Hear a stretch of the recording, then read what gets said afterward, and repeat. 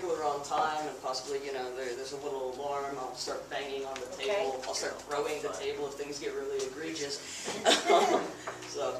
But opening statements, we're thinking about 7 minutes each. Of course, brevity is the soul of wit, so you do not have to take up your 7 minutes. The shorter those go, the more questions we're able to get in. Going to have questions from the group, and I can't imagine that there won't be enough questions from the group to fill the time, but if not, some of the officers have had some questions, and of course they can just ask as part of the group as well. Plan on this is a minute and a half for the response for each question. Which should give you a decent amount of time to answer it, but not necessarily kind of go on. And then closing statements of about 2 minutes each. Sound good, everybody? Sounds good. Everybody out here? All right, fantastic. Well, in which case, actually, I haven't figured out who's going first on this, so I think I have a coin in here. Do you want to go first or second? I don't care if you'd like to go first, that's fine with me. I'm happy to go first. So I was about to say, like in the nature of football season starting again, we can flip a coin, whoever wins picks, but... It's six of one, half dozen to another, so can I sit down though while he's speaking, so... Yeah, Should sure. I do that? Thank you. All right, great. And 7 minutes starting now. Okay, well, thank you. I think I know most of you. I'm Mike Johnson, and I'm a candidate for the Denver School Board.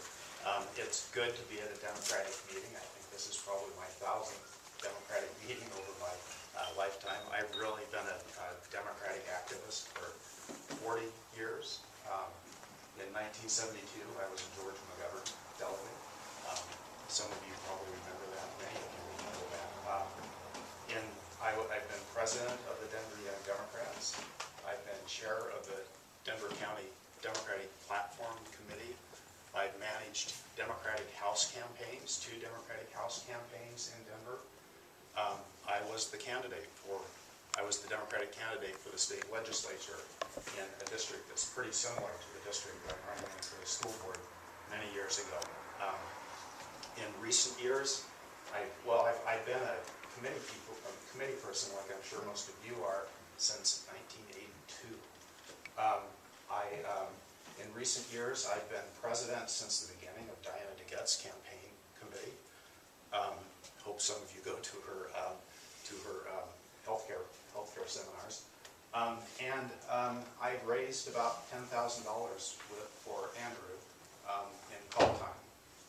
Got a little bit interrupted with this campaign, but we've spent a lot of hours doing that. I think it's absolutely critical. I think he's going to be a great member of the state legislature. I'm sorry, Congress, of course. Yes, he was a great member of the state legislature.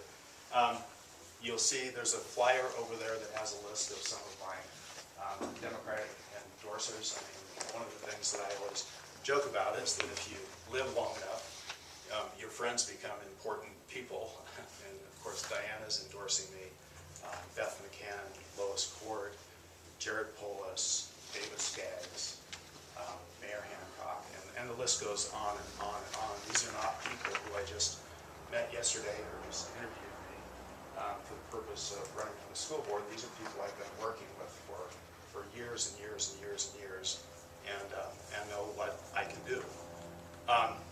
So that's a little bit about sort of how I got here as a Democrat, and I'm also, I share your beliefs in democratic principles. I'm absolutely in favor of the universal health care system. I'm in favor of, picking from the news from recent days, I'm in favor of food stamps. And I'm also very much in favor of not closing down the government and continuing to provide services, and I hope that we don't have another disaster here in the next couple of weeks. Running for the school board for me is really an extension of all of my democratic activism over the years, of who I really am. It's about creating opportunity for kids. That's it. That's the American dream. I believe strongly in having great schools in every neighborhood and every place in the city, and I really want to empower parents to be able to choose schools that work for their kids, any place in the city. I'm a big advocate of empowering the parents, the teachers, and the principals in the schools to make decisions for the kids in those schools about how those schools are run. And I think we rely right now way too heavily on a centralized bureaucracy and a bunch of rigid rules that come down from on top. I think we need to get the decision-making down to the people who are actually working with the kids on a day-to-day basis. I'm a big advocate of a well-rounded education that includes everything, arts, music, physical education, enrichment, creates creativity in kids, and a whole list of other things. And these aren't just things that I made up to run for the school board. They're not abstract principles. They're things I've been fighting for 15 years and beyond. I've got 3 daughters who've been in Denver Public Schools for 15 years in 2 neighborhood schools and 2 magnet schools. I've been a parent activist for 15 years, replacing ineffective principals, serving as co-chair of the governing committee of my daughter's school, where we dramatically increased academic performance, and as a community activist, fighting hard across the city for 3A and 3B that passed in 2012, and as you know, did many important things, including bringing in historic funding for arts, music, physical education, enrichment, also security devices in all of our schools, and a host of improvements throughout our schools. I think those are critical things. I think that the direction we're going with those, I think our biggest priority in the next year or two is to make sure all that money gets spent exactly the way we voters voted for it. And right now I'm serving as co-chair of the Mill Levy Oversight Committee, and with Elliot's on the committee with me too, to make sure that money gets spent as it needs to be. I am passionate about education. I believe in education because it really is where I come from. And so 100 years ago, I started thinking about this the other day and trying to explain it. 100 years ago, my grandparents came to America on a boat from Croatia, so my grandfather could work on his hands and knees for $1 a day in a coal mine in a small mining town in Iowa. They had virtually no education. They struggled by. They spoke Croatian in their home. They didn't let their kids speak Croatian.